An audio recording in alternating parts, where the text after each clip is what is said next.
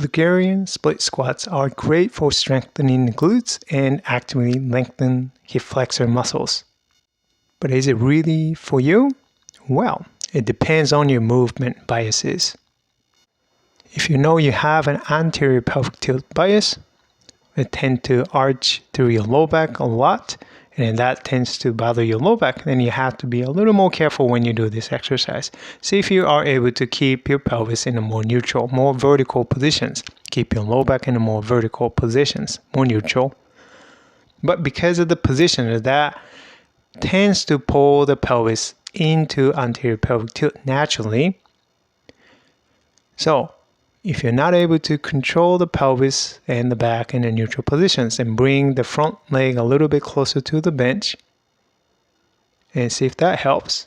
And if you still have a difficulty to keep your pelvis and the spine in the neutral positions, then I would start with the split squats. So the back foot on the floor first. And once you're able to do that, then you can progress to the Bulgarian split squats. And gradually, as you're able to control your movements, move the front leg a little bit further forward. Hope this is helpful for you.